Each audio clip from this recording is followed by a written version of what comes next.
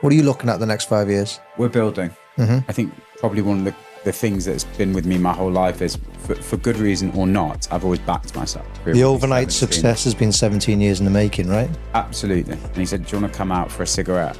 I came out and he sort of said to me, he was sort of like, the place I'm working for is going bust. I need to make something of myself. I'm going to go and start a business. Do you want to come in with me? And I was just like, yeah. And we bought that for 2.9, sold it 9 months later for 4.5, 4.6 million. What's happening with investment at the moment in the UK? As much fun as I had, I always kind of knew in my heart of hearts that it wasn't for me. What did the steps look like for that person? We are now building what we hope to be a great national property company. Has that changed the dynamic across London? Mark Twain did a great job. Buy land, they ain't making any more of it. The specific question was, tell me about investment in the UK. And this South African bloke turned around and said, I won't touch it with a barge pole. The first thing I would say to anyone is trust yourself. I think we're onto something and we're delivering results. I think we're on the edge of something transcendent with technology. What advice would you give to people now as they're trying to get into work? I think the first thing I'd say is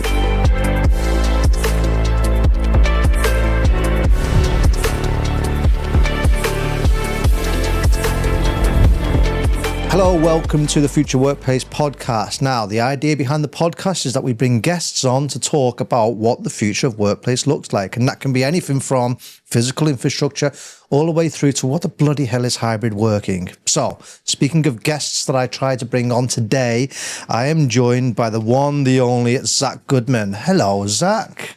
Hello, how are you? Welcome to Maidenhead. You said you'd never been here before. It's my maiden voyage in Maidenhead.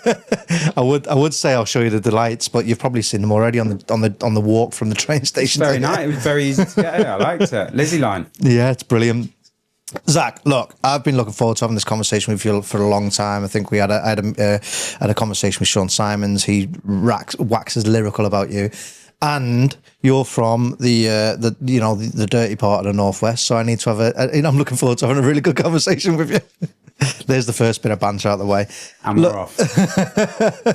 Look, Zac, what I tried to do on these is I tried to bring you into an intro, basically. So, you know, there's a diverse background to what you do, from finance, from Manchester down to London, and then into real estate. Just talk me through it. What's the journey? What's brought you here today? I always start in the same place. I was the kid selling you something at school, whether it was trainers or CDs. I was the one going around the local area with the bucket, washing cars. I worked in the newsagent. I did the paper rounds. I stocked the fridges. I was always trying to earn money when I was younger, and money wasn't easy to come by. And eventually I found my way to university. I went to Nottingham. I was pretty good at exams and all that kind of thing.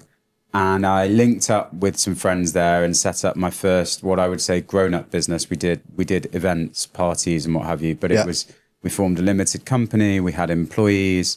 We eventually sold that business. And those were some really formative years for me. And I remember sort of getting into my last year at uni, and it was all coming to an end, and everyone was sort of looking at each other and speaking to each other and saying, what are you going to go do next? And everyone was like, oh, I'm applying for these grad schemes and I'm doing this. I didn't even know what a grad scheme was. Yeah. You know, where I'm from, you sort of either bought shit, sold shit, or stole shit. Yeah. We didn't really have many friends that were sort of partners in law firms or worked for global banks and all the rest of it. So my very basic question to one of my friends was, who pays the highest starting salary on grad schemes? Yeah. And he turned around to me and he went, well, probably somewhere like Goldman Sachs. Yeah. But that place isn't really for you. Right. Brilliant. I bet we've heard that a lot given our accents as well, haven't we? But well, yeah. So I went back to my sort of student digs, like looked it up, very impressive. And it sort of had an apply button and I clicked it. And it had all of these fields that you had to populate. Why do you want to go into global banking? This, that, and that, questions that I couldn't really answer. And so I basically decided just to tell them my story. Yeah.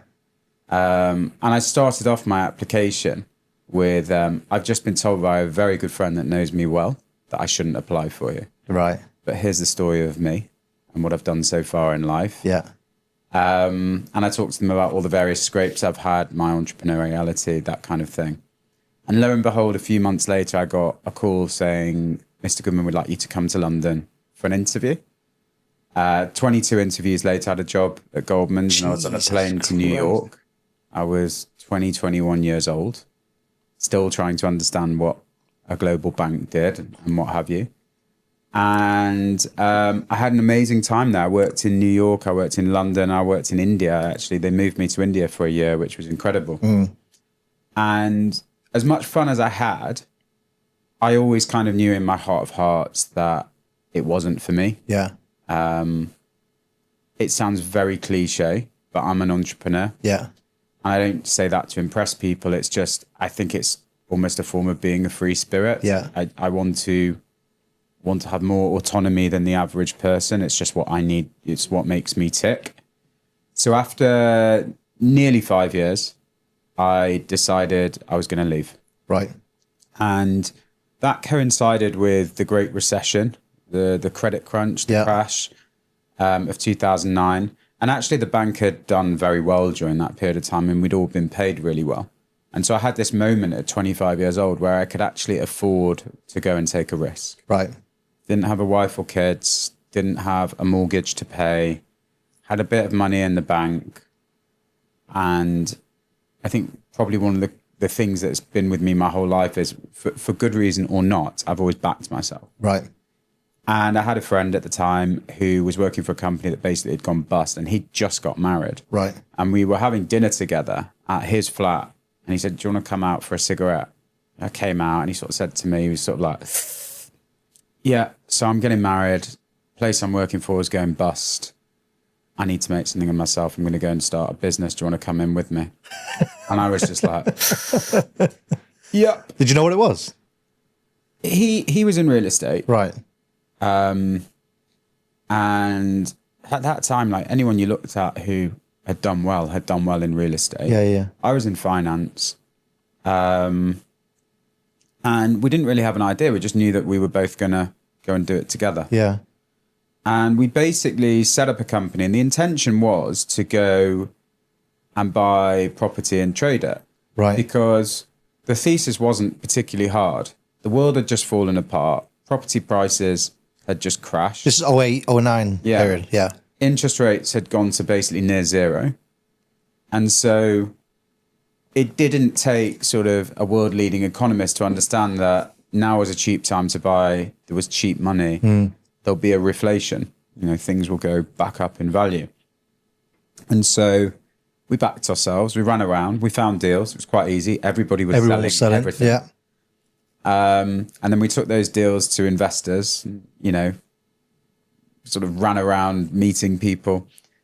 And in fact, we had so many meetings going in every day. We decided to buy Vespa mopeds because you could reduce your travel time from meeting to meeting. And I think back then in Westminster, you could park for about 20p or something. So we were zipping around the Those whole are the time. days, right? Those were the days. And every investor we saw just laughed us out of the room. Did they really? They were like, you're 25. We've all just been absolutely battered by this credit crunch. But you were just sourcing deals at the time and taking a referral fee. No. We were saying like we want to raise capital and buy these. Oh, you wanted to buy it on? Okay, I'm with you. So we had to pivot a bit. To give him credit, he's no longer my partner, but my business partner when we started said, "Listen, I've been working in shopping centres for the last couple of years, and the one thing I can tell you is the people that don't go bust are the charities." Yeah. And I think there's something there. So we went on Google, we looked up charities, and we saw there was 167,000 registered charities. And with some more research, you kind of realize there is, as a segment, a massive real estate player. Yeah. They own a lot of it. Yeah. They rent a lot of it. You know, this encapsulates the churches, the schools. Yeah. But even like Oxfam, I think at the time had 400 shops. And what we realized was because they were so strong financially, the charities, they had leverage. And so we basically said, right, we're going to specialize in charity real estate. Very few of these charities had real estate people in their organizational structures. And we're going to go and negotiate on their behalf with landlords and get them rent discounts, and we'll work on no win, no fee. So like an ambulance chasing model, basically. Yeah, makes sense. And we called the business third sector property, the third sector being the charity sector, Gotcha. hence TSP, third sector property. I'm with you now. I'm with you. And the idea was, let's just make fees while we work out how to raise some capital to do a deal. And basically, within the first year, we scored Barnardo's, which for us was like scoring Man United or Liverpool. And the guy that gave us the instruction was a gentleman called Rodney Eborn. And I remember him saying to us, you're going to work for me for very little. And you're going to work very hard. But when you tell everyone else that you're working for us, more business will come. Yeah. And he was correct. And basically, the long and the short of it is, by year 3, our business was on a roll. Right. We had lots of clients. We were starting to get property management clients, professional advisory. We'd started to hire chartered surveyors. We'd started the early stages of becoming a proper company. Yeah. And we had some money. And we saw a deal in Clerkenwell called Pear Tree Court. And it was on with Lambert Smith Hamptons. And this was probably 2012, something like that. So the market was still suffering. Yeah. And it was on with the receivers at Lambert Smith Hampton. And we just knew it was cheap. 2.9 million we needed. Right. And so we just said, right, it's time. And we ran around to family, friends and investors, and we got the money. Gotcha. All the profit we'd made for the 3 years previous, we poured into it. Right. And we got the money. And we bought that for 2.9, and I think sold it 9 months later after doing a refurb and all the rest of it for 4.5, 4.6 million. Yeah. And we were off to the races. And so we then had an investment business and we had a management business. And come this February, I would have been going for 17 years. Yeah. And so during that period of time, it's really interesting because the investment business grew way bigger than our management business. As you would expect, yeah. And now, today, our management business is vastly outstripping our investment business because we've really focused on that over the last 5 years. So I've had a really interesting career where I haven't done one thing. Right. And it's ebbed and flowed. And now with TSP, we still consider ourselves an investor asset manager. Mm-hmm. We still do some stuff off balance sheet. We also do a lot of sort of separate account mandates. And we're fully vertically integrated the way through. And we are now building what we hope to be a great national property company. Yeah. We're out there, we're acquiring other businesses. Like we're coming into our, we're just about to get our driver's license in February. The overnight success has been 17 years in the making, right? Absolutely. That's one of the things I always find really fascinating, specifically in a day and age that we're in at the moment, which is like TikTok and Instagram and Dubai backdrops and Lamborghini, and private jet renting photographs and stuff like that. Talk me through the very start of that story where you spoke about leaving Goldman, you had a bit of money in your pocket and it didn't go the way you wanted it to go, hence the reason for the pivot. What was the timeline of that before the pivot happened and before you started making a little bit of traction? I mean, in our first year, we turned over £86,000. Right. Which for two... And you've just left Goldman. Yeah. For two guys in their mid-20s, that's not a lot of money. Did you had no kids, your partner did? My partner was married. Yeah. But he didn't have kids. But even back then, by the time, and bear in mind that was the turnover. Yeah. We were reinvesting everything. Yeah, and you live in London. We were buying headed paper. Yeah. We were printing flyers. We were buying data. We were... You're barely registering for VAT. We weren't registering for VAT back then. So it was really hard. Like, it's not glamorous, but when you start, like back in the day, and it's probably not dissimilar today, you have to solicit for business. So we would basically put together huge lists in Excel, and we'd find data wherever we could. Charities Commission website was quite useful, I remember. I think we paid for something called GuideStar. Right. And we had a sort of methodology between us for researching, and we'd put together these huge spreadsheets with thousands of lines. We'd work out numbers and all the rest of it. And we'd just hit the phones. Yeah. Yeah. Like all morning. Yeah. Like there's a film called The Pursuit of Happiness with Will Smith where he's just hitting the phones. That's what we did. And you were coming up against gatekeepers. Typically, we'd be speaking to the office manager and we'd be chirping them like, can I come and get you guys a coffee? And we'd send out boxes of milk tray. And it's crazy when you think about it now. Nowadays, someone just drops into your DMs or something. There was a lot more work then. There's a lot to be said, though, about that kind of that graft and that grind. There's a lot to be said about the fact that actually making 100 phone calls a day is really quite authentic. I don't know whether with AI, most important life skill. Do you still do it now? You still got that as a process within your business now? I know you're much more mature as a business. I still remember my scripts because it was that ingrained. Oh, go on, Hi, it's Zac Goodman. I'm calling from Third Sector Property. We're a nationwide specialist in charity property, and we want to help you save money on your lease. I love it. I love it. I still remember it now, 17 years later, because I said it that many times. Yeah. But through doing it, anyone that does cold calling, anyone, and if they catch you in a day and during the day and all the rest of it, always be polite to them. Yeah. Because those guys and girls have been through shit. They are building resilience. Their full-time job is to be rejected with the tiny glimmering hope that 1 out of every 100 calls is a winner and they can just book a meeting. They're not even billing it. They're just trying to book a meeting. And I still get cold calls. In fact, I get more cold calls now because when you're the CEO of a management business, everyone, you've got a big supply chain, everyone wants to sell you something. And I find it annoying when I get called in the middle of the day by someone, but I'll always be like, listen, I hear you, I know what you're doing, but I promise you, like, I'm not the right person, this isn't the right time. And I always say this, I wish you the very best of luck on your next call. I hope it's the one. Yeah. Because I know what that's like. It's brutal. It's brutal. We all start there. It's absolutely brutal. And it's like you say, I think with AI and with people dropping into DMs and stuff now, you can get a bit lazy. When you can go to your sales team, right, have you made a phone call? Will I pop them an email? Have you called them? Yeah, but I pop them an email. Phone them. Pick up the phone and phone them. It's one of the things that's massively been lost after the pandemic is the ability for people to just pick up the phone. But in answer to your original question, like, am I still doing it? No, I'm not still cold calling. I don't think cold calling is as easy for what we do anymore. There's different methods. And I'm not on the tools in that way.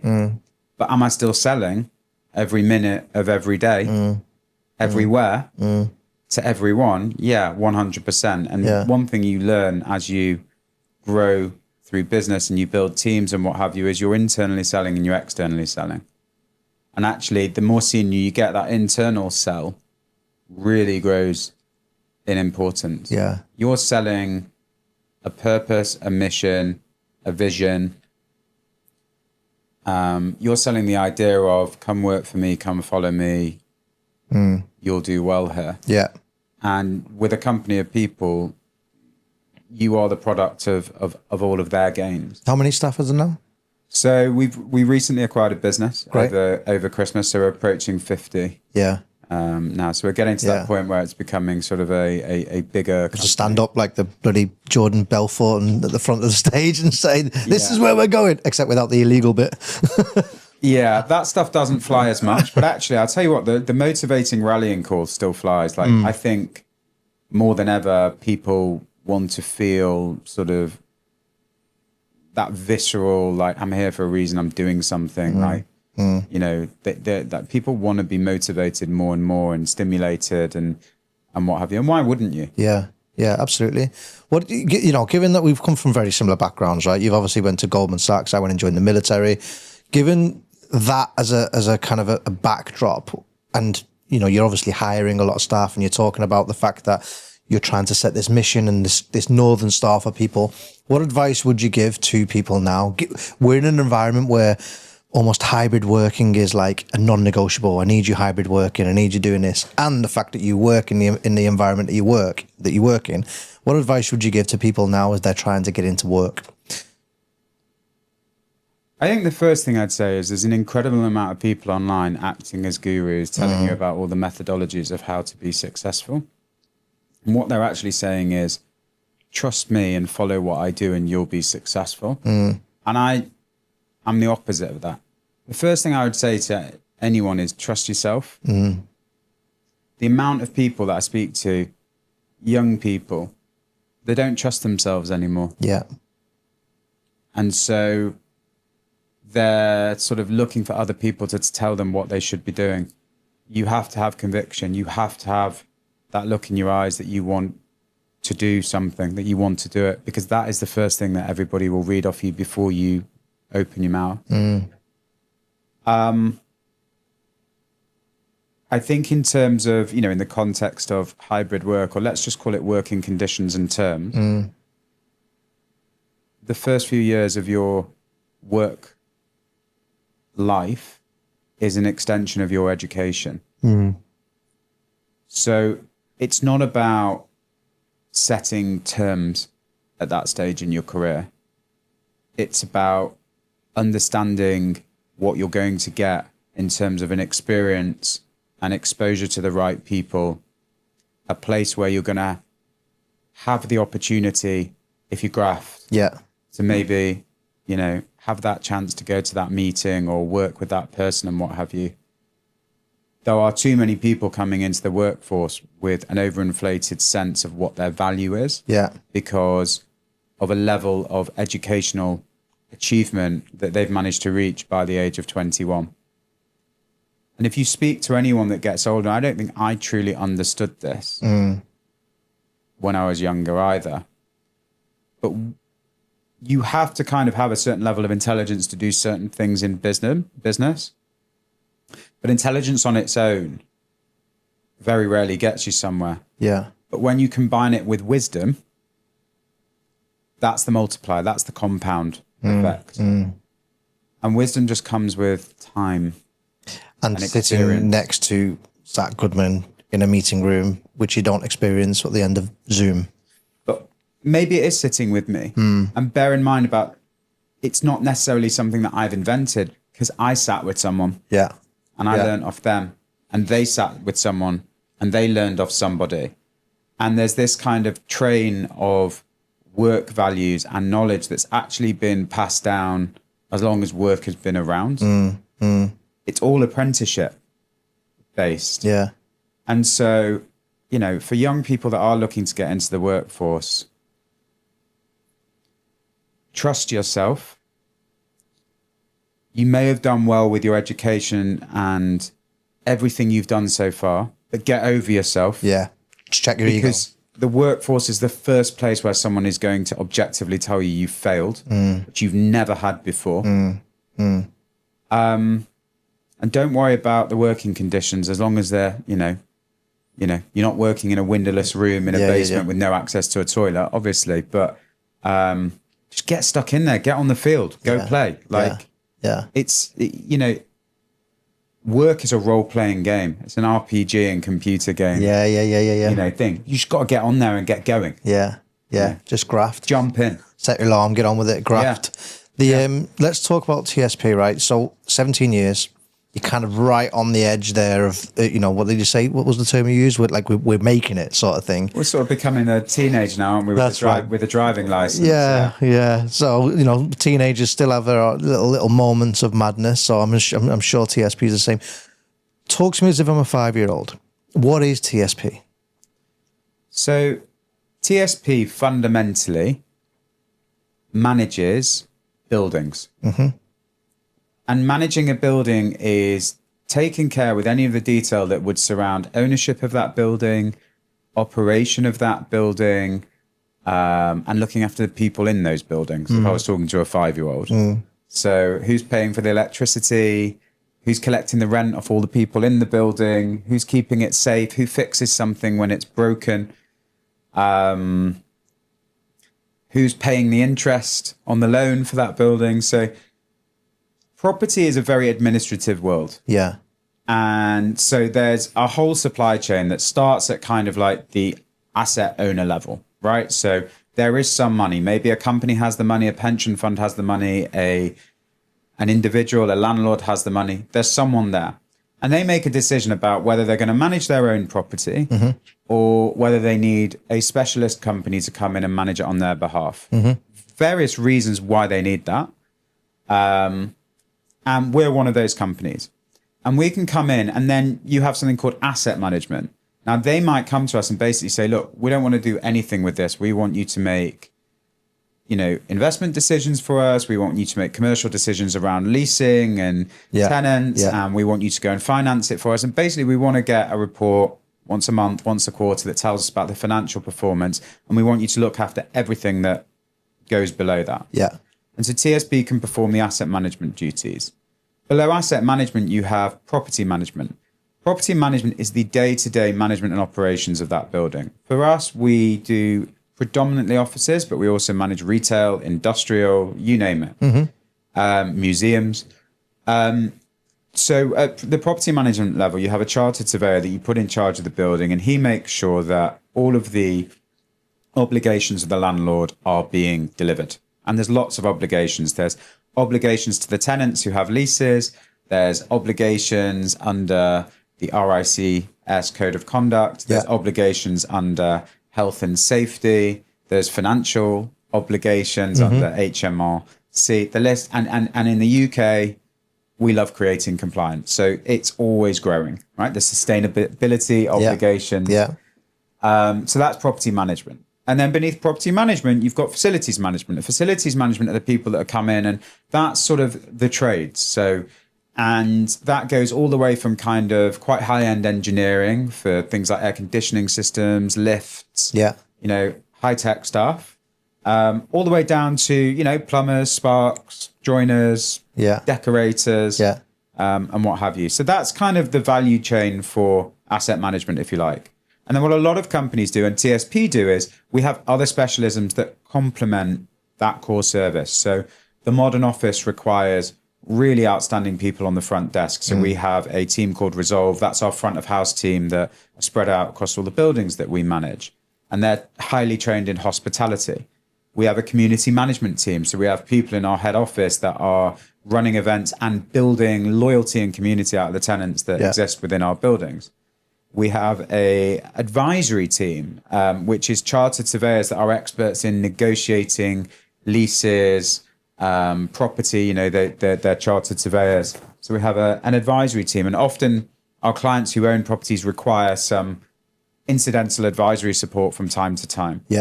We have a building surveying team. So building surveyors are people that will go and look at a building, say, this is falling apart, this is how you repair it, this is what we need to do. There's elements of project management, there may be dilapidations. So we have that service. And then surrounding all of that, you have finance functions, marketing functions, and so a full support package when it comes to a property of, that you manage the whole lot end to end. Correct. And different clients want to use different elements of it. So some clients will have internalized part of that value chain. And so you have to be prepared to basically, I suppose the word is bespoke, but you are doing different things for different clients dependent on what their needs are. The goal is the same for us. Understood. Which is to keep the buildings fuller for longer. That's how you create value in real estate. How are things? Hey, I hope you enjoyed the podcast so far. I'm just going to take a quick 30 seconds of your time to explain to you one of the biggest problems that people have when it comes to fitting out their new office space. And that problem is they get AV in too late. When you get AV in too late, what happens is they treat it as an afterthought. They treat it as a bolt-on. It's a few screens on a wall. Let's just put some screens on and make it work. Massive, massive, massive mistake. And we see it day in, day out, where people treat AV as an afterthought. To try and avoid that mistake, you need to bring AV and the design of AV in really early as you possibly can. Now, to try and help you with that, we've put together what we call an AV bundle. It's a bundle. The link is in the description below, and it gives you the ability to configure your own AV meeting room so you know what solution you're putting in the rooms. It gives you a risk map for the project so you know when to bring AV in, and it gives you a budget calculator so that you can budget AV in early as opposed to later when you realize that AV, frankly, isn't as cheap as what everybody thinks. So grab the bundle below, get AV in as early as you possibly can, and avoid the mistakes that lots of our clients actually do when it comes to refitting their offices. How have things changed recently? So I saw you stuck a post on LinkedIn just a couple of weeks ago, didn't you, saying, how the times have changed regarding a London headline. How have things changed over? I'm thinking, at the risk of going political here, specifically since Labour have come in and unemployment rates up now at 5%. We've obviously got national insurance increases right the way across the board. Has that changed the dynamic across London? Yes, but probably not. I think politically, people want to be able to blame politicians for everything and lay it at their door. But I read a very good line in something where politicians aren't responsible for growth. They're responsible for creating an environment where growth can happen. Those two things are very different and they're nuanced. I think the real change that's going on is that we're at one of those moments, and it just so happens that we're all living through it, where there is just a great change, a sea of change. I think the last time there was probably this level of change was something like the 1960s, where you were kind of in the post-war years of the 50s. It was fairly conservative. Many women still stayed at home to be housewives. Men went to work in trench coats and fedoras. And then within a couple of years, it's the Beatles. Yeah. It's Man on the Moon. Yeah. It's miniskirts. It's the sexual revolution. And when I think about the last 15 years, post the credit crunch, the Great Recession, I think that was the big instigator of change. I think that was the reset point. And I think we're in the middle of a sexual revolution, sexual identity, gender, you name it. I think the world is kind of rattling a bit, and you see that geopolitically. I think we're on the edge of something transcendent with technology, but no one really knows what it is yet. But we know it's there. Robots, AI. And I think we're also on the edge of a global shift where the East, which was always seen as developing and kind of more impoverished than the West, seems to be inverting itself, and they seem to be wealthier than us. So I think you take all that into account. It's not the politics of today. It's there's tectonic plates shifting in the world. Like things are reordering themselves, and we're all trying to work out how to get into position. Yeah. And that's unsettling. Yeah. So you feel that in the capital cities, probably on a more amplified basis. Yeah. But the thing about real estate is you've got to have quite a long horizon line. Like there's a phrase I put on my LinkedIn. It's a long game. Yeah. And actually, for the guys that you see that have really mastered real estate, they are able to ride the cycles like a bucking bronco. Well, it's part of the business plan as well, right? You mentioned just a minute ago, 2008, or the first deal you did, at 2.9 million because you were sat there going, it's a great deal. It's, there's an argument to say that actually part of the business plan was the fact that the wave dropped. You had the opportunity to buy this place at 2.9 million, and as the things start going back up again, you had the opportunity to release your to liquidate. But it's a part. I'm not a property expert by any stretch. I bought that building in 1984. Well, yeah, probably 120 grand. My father-in-law lives in a bloody, a nice house, 3 acres of land. He bought it in 1970 something, I think, 14 grand. He's had offers. I'm not going to say how much he's had offers for because this is a lot more than 14. He's had offers for a lot more than 14 grand. Yeah. But then you can't change that. But what I'm saying is, for me, from the outside looking in and looking at the business plan of someone that's in real estate and the long-term view of things that you're explaining, part of the business plan is the drop in valuations, unless I'm really simplifying it. I think you can simplify it further. Mark Twain did a great job. Buy land, they ain't making any more of it. Like, we live in a country where the population's growing. And the government every single year create more restrictions on building more real estate. And therefore, it's continued to be squeezed. Like, whatever they do, you can solve the housing crisis and affordability in the UK with 2 flicks of the Chancellor's pen. Yeah. The first one is, in the UK, we conurbate about 4 or 5% of the land mass. So if you, in simple terms, what that means is, if you took a huge grid of the UK, we basically have built on about 4% of it. So 96% of the land is grass, trees, all that kind of thing. Yeah. So we're a very green country, actually. Now, if you increase that number from 4% to 5%, right? You would basically be increasing supply of developable land by 20%. Yeah. So if there's 10 million homes in the UK, you could suddenly build 2 million more overnight. Yeah. But then everyone kicks off because you're disturbing the bats and stuff, yes, right? you'd be building on Greenbelt. Yes, you'd be probably destroying some views here or there.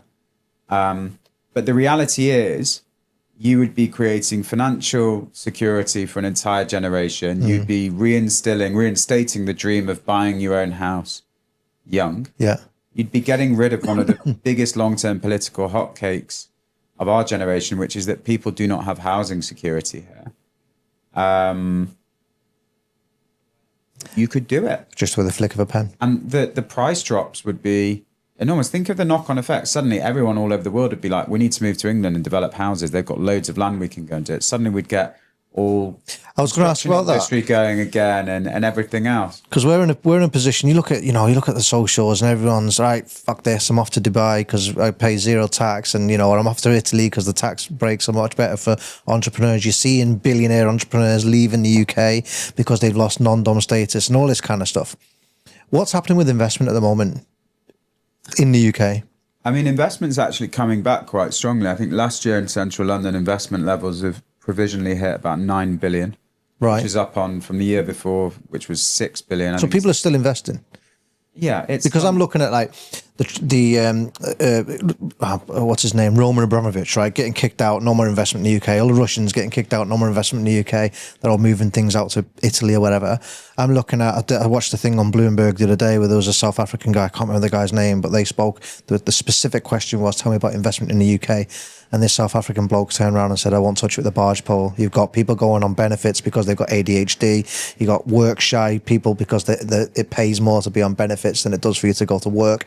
I'm not touching it with a barge pole. I think that's my question. So I'm only seeing I'm seeing the social media snippets. Talking from an investment perspective, London has 5 international airports. It's got an underground infrastructure system that's been developed over 150 years. It's got 12, 14 million people that come in, go to work, spend money every single day. It's got Buckingham Palace. It's got every museum under the sun. It's GMT zero. It's the keystone between Europe and the United States of America. It's still a place where I believe that you'll have safe jurisprudence. It's still an incredible base for talent. I think there's 85 odd universities that surround London. It's English speaking. It's a place that many people the world over still love to come and enjoy architecture. It's had a tough time lately, there's no doubt about it, but London's still a top tier city in the world. And shrewd investors know that.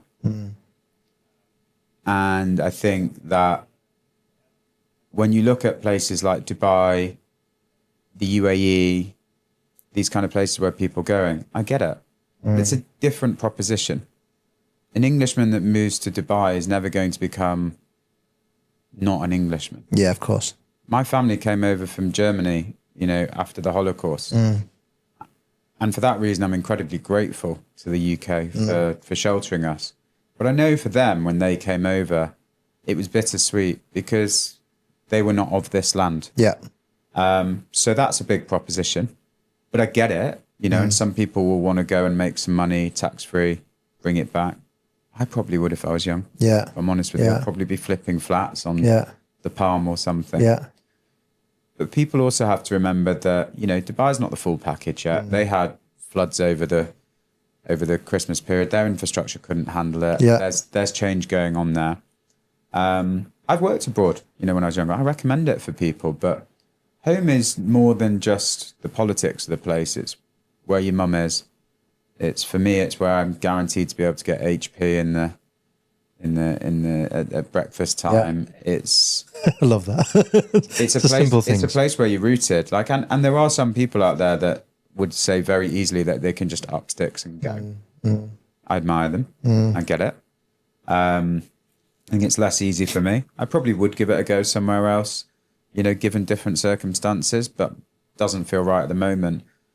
And I'll be honest with you as well, the more people I hear about that are reading and jumping on flights and leaving the country, it's just less competition, isn't it? Yeah, yeah. There's if you go to the very worst countries in the world, and there's a lot worse countries than the UK, a lot, there's still people, successful business people making money there and doing well. Yeah. So I think people look at it holistically. I think you need to bring it into focus. What I actually see in the UK is, there is poor politics. There is a very poor financial setup. But again, relativity is everything. I see that, infant mortality is incredibly low. The GDP per capita is one of the highest in the world. The NHS is struggling for sure, but we've got an NHS. But you have one. Yeah. If you absolutely need it. There is free schooling. And I think we're managing it wrong. I think it's being managed absolutely terribly. And I think probably the worst thing that I see happening in the UK is it's not actually financial, because that can be recovered. I think we're damaging the incentive, sort of the incentive psyche of an entire generation of people. I think we're probably producing people that think they shouldn't have to work or not work hard. Yeah, and I think this is I mean, we're obviously starting to go down this route a little bit around this kind of business ownership and the politics that sit behind the rule making that we've got in the UK, and how, and we're not, I'm going to go back onto TSP in a minute, but this is really, I find this bit quite fascinating, hence the reason I'm having a conversation. Is there an element here with everything that we're talking about here, which almost, it doesn't reward, you're an entrepreneur, right? 2008, you took a big old risk. You've went with a business partner, you've left a high paying job, you backed yourself. Is there an element when if somebody was in your shoes today that they would go, hold on a second, because I'm not being rewarded for the risk that I'm taking? I'm sure there's plenty of people that will say that. But again, that's an entitled view. Like someone should give them the reward. Go take it. And if it's not working the way you're doing it, then you're doing it wrong. Go do it a different way. Yeah. Maybe that's corporate structure. Yeah. Maybe there's just not enough margin in what you're doing. But you're choosing to live here. You're choosing to set up your business here. So don't complain out loud, about that. It's the risk reward's not there. Yeah. Plenty of people making billions in the UK. Yeah. Hit the right business. Yeah. I hear a lot of people in my industry say it's much harder than it used to be. Okay. Because maybe what we're all doing is just no longer as valuable to society anymore, and therefore the reward is lower. Change. Strikes me that what's valuable to society is technology. Yeah. And that's where most of the money's being made. Yeah. And so anybody that's in sort of clandestine operations, like myself, probably going to make less margin than those guys. Yeah. Supply and demand, right? Same thing. TSP, right? Let's get back on topic. Sorry, I knew this was going to happen because I'm like interested in the subject. Fun, though. Yeah, it definitely is. I've got an office move coming up 3-5 years time. Well, we've got loads of time. 3-5 years time. I've got an office move coming up. I get stitched up with it. CEO speaks to the office manager and says, we're expanding head count. I need you to go and make it happen. What does the steps look like for that person, an office manager who hasn't got a clue? Look, I think it's very tricky, because what I learned over the years dealing with office moves is that actually it's kind of, what does the business need? What does the team need? Often versus the ego of what does the CEO want? But the basics are still there. Where do you need to be? Now more than ever, I think, with hybrid, it's you're surrounding yourself in a core where there's lots of different transport commutable options. I think these younger teams that are coming through demand much higher spec business environments, everything from furnishings to biscuits by the sink to technology. And then the tricky one is understanding how much space you actually need, because those ratios have been thrown up in the air since the big work from home experiment of the pandemic. And a lot of businesses have realized that they can do a lot more with less space. I suppose for the office manager, the first thing is there is an embarrassment of information available to them. It's the reason to start the podcast. It's the whole reason to start it. So they can get on and start researching that pretty quickly. Yeah. And then you need advice. And how you go about getting that advice is varied. I'm still not sure which is the best way to do it. Some people go to brokers who just show them options. Some people go to proper professional RICS agents who will take them through a very sort of professional pathway. Some people self-serve by going on Rightmove, those kind of portals and try and negotiate for themselves.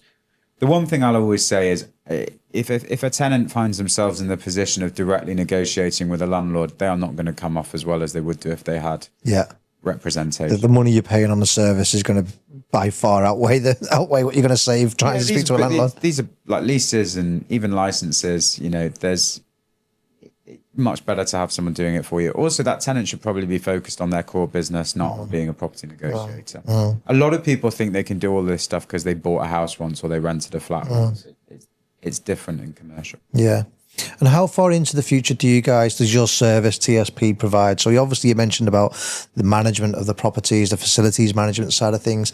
How proactive are you in engaging a conversation with your clients and saying, here's the next thing that you need to be considering in the next 5 years, be it technology, be it, I don't know, long life milk, whatever that thing is? I mean, it's massive for us. So, if we're doing the sort of investment advice and acquiring the assets ourselves, like we're often looking like, what does this look like in 10, 20 years? Is this the right thing to own? Through the building surveying department, they're often looking at sort of 5-year, 10-year PPM plans for maintenance and what have you. We're often looking quite far into the future. A lift typically has a usable life of 15, 20 years. So you're thinking that far ahead and accruing for it over time. And we are tinkerers at TSP. So we're always experimenting with new things, new technologies, different, community for us at first was like quite a small thing that has grown now rapidly because we tested, tinkered, worked out what worked, got the model of it right. And then we sort of educated our clients saying, look, we really think you should be doing this. Here's where we've tested it. Here's the results. Yeah. And that's grown, that's taken very, very quickly. So, I mean, everything we do is about looking forward, and sometimes that could be up to 15, 20 years. Yeah. Some of our clients, are, they have an unlimited investment horizon. Some of our clients are like putting capital resources into assets, saying like, we're not taking it out, not own this. Like we're thinking about generations of our family in the future. So real estate's like that. And especially in the UK, where there's so much old real estate. It's been there for donkeys. Yeah. Centuries. Literally. You can't say that about Dubai, can you? Centuries. But funny enough, it's one of the things you get from a lot of Americans that come over here. They love the architecture. Yeah. Yeah. And we just take it for granted. And sort of back to the point on London, very few cities that are as pretty as London. Yeah. I love it. Sit on the steps of St. Paul's in the city, or walk along the South Bank, walk down the Mall. Yeah. It's brilliant. I love it. I mean, I've always said, if the weather was, a couple of degrees higher, London's the best city in the world for me. And I'm a keen cyclist. I know you've done a couple of cycling events yourself, but I'm a keen cyclist. You can't get, unless you go into the Alps, but you can't get the country lanes and the hills and the greenery. You can't get it. It's incredible. Yeah. Thing for me is London's like an 8-month city. I struggle with London basically between November and February. The spring for me, which often comes early in March in London, is like it's incredible. Yeah. Summer's mega, and the sort of like autumn is pretty nice. I wish they'd stop changing the clocks. It's when they do that thing in October or whatever, and they just shunt everyone down into darkness by an hour. My bike goes away. If I was Prime Minister, I'd get rid of British summertime. It's a Trump joke. would. Tractors have headlights. Yeah. Farmers don't need the daylight. Yeah, that's true. The combine harvesters are using GPS sat nav. Yeah. Stop British summertime. That's the time when the golf clubs and the bike goes away, and I bring my Zwift bike out instead. We're going to start rounding it up because I'm conscious of time, but I'm keen to know what's the next 5 years hold for you personally and for TSP. What are you looking at the next 5 years? We're building. So for me, it's time to press and focus. And I think TSP's got to a point now where I think in what we're practicing and what we're doing, I think we're onto something and we're delivering results. We want to work on bigger assets, bigger mandates. We want to do more across the UK and be a nationwide operator. We want more colleagues. Like, we're developing a culture and a vibe that is thoroughly enjoyable to work in. Yeah. I think our clients can feel it. I think our supply chain can feel it. I think the tenants in the buildings that we manage can feel it. And so if something's going well and it feels good, Crack on. Get on the rocket. The big word for me at the moment is press. Brilliant. What does your perfect client look like, and how can they contact you if they're watching this? Our perfect client is long-term in nature, believes in partnership, at a fundamental level loves property as much aesthetically as they do financially. But more than anything, the best clients we have the highest standards. That's what I've come to realize over time. So if you have impossibly high standards, you buy large pieces of real estate and you're long-term, we're for you. Yeah. Brilliant. How can they contact you? They can DM me on LinkedIn. No phone calls. They can go on the website. You can call me. Yeah. Pretty sure my number's on the website. Yeah. The greatest thing about real estate is you can call anyone, they'll pick up. Yeah. Yeah. Zac, really enjoyed this. We went off track a couple of times, but I had to draw myself back in. For a Scouser, you're all right. That's a really big compliment coming from you. Brilliant, Zac. Really enjoyed this. Thank you for your wisdom and thank you for sharing your story. Take it easy, mate.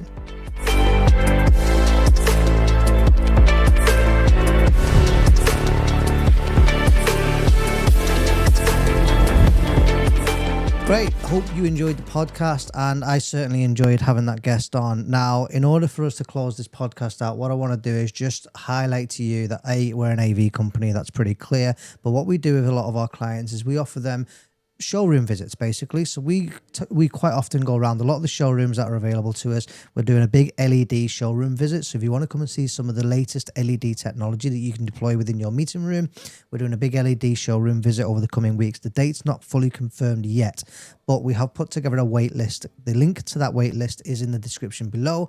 If you're interested in coming along and seeing the latest LED and what you can deploy within your office space and the art of the possible when it comes to LED, click the link below, join the wait list. When we've got the date confirmed for our showroom visit, we'll then invite you to that showroom. We'll show you what the art of the possible is. For now, hope you enjoyed the podcast. Like, subscribe, click the notification bell so that you see the next one as well.